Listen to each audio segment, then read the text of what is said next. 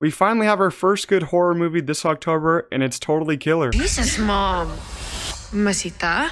Ay. Ay, ay, ay. Mamacita. Welcome back to the channel, everyone. I hope you're all doing well. Before we get started, make sure to like this video. It helps out a lot, but I'm going to be reviewing Totally Killer, the new Amazon Prime Video horror movie. I'm going to read a quick synopsis off Google right now. 35 years after the shocking murders of 3 teens, an infamous killer returns on Halloween night to claim a 4th victim. When 17-year-old Jamie comes face to face with a masked maniac, she accidentally time travels back to 1987. Forced to navigate the unfamiliar culture, Jamie teams up with her teenage mother to take down the psycho once and for all. So honestly, I had no idea this was coming out until like a week before, because I think it premiered at some festival. I think it like premiered at Fantastic Fest. Yeah, I just looked it up. It was Fantastic Fest this year. Just a couple weeks ago it did happen. I do want to actually go to that fest. It actually seems pretty fun. There was some cool movies that premiered there, like Saltburn, this one, and some other cool movies. I think The Creator also premiered there. They have a cool lineup there. I've always wanted to go to a film festival, but this one was actually pretty cool.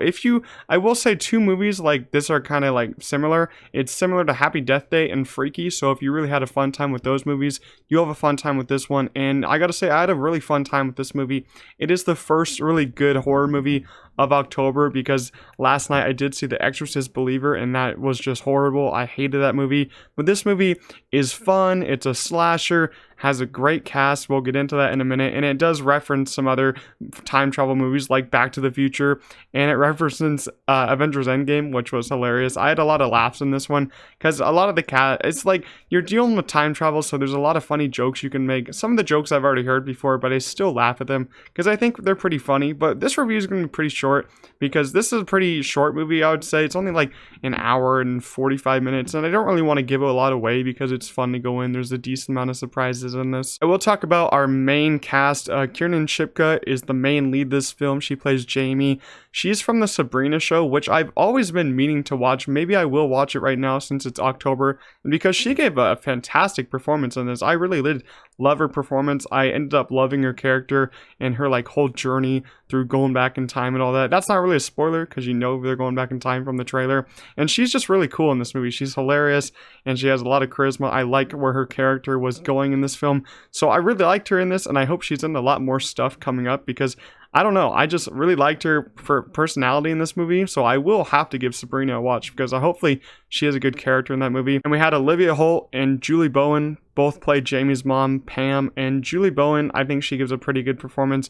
She has some really good scenes in the beginning of the movie, but she's not really in the movie as much as Olivia Holt, which is the teen version of Pam. And I feel like Olivia Holt, you know, I see her in some of the oddest things. She shows up like in one movie every like 2 or 3 years. It's kind of funny, but I remember the first time I think I saw her was in Kickin' It, a Disney XD show, and that's one of my favorite childhood shows, and she was awesome in that. She's pretty cool in this one. Her character is kind of unlikable because she's the teen version of Jamie's mom, and she's supposed to be unlikable, so I wasn't really digging her until the end of the movie. Then you actually dig her a little bit. But you know, I don't have any problem with her performance, but I think it's kind of hard to like have a performance as good as Kiernan Shipka's performance, because she has a great performance in this movie. And I just gotta say, this movie is totally fun. You know, it's totally killer, totally fun. All those different things mixed together. I really just had a fun time with the feel of this movie.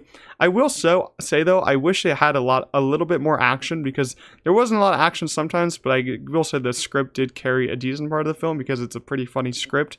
And I will say the movie was a tad bit too long for me. Maybe like 15 minutes too long. You could have cut some stuff. You could have made it a little bit faster, because it did move a little slow during that second act of the movie, but the first and third act are really fun. So overall, I really did enjoy this. It's the first like really good October horror movie of the month, because I will say it is a horror movie, but it's like a fun kind of slasher. If you like Happy Death Day, you'll like this. If you like Freaky, you'll like this. So overall, totally killer. I'm gonna give it a 7 out of 10. I really enjoyed it a lot. It's a fun time, pretty short movie, and I actually really liked it. So if you want to go watch this, it's on Amazon Prime Video.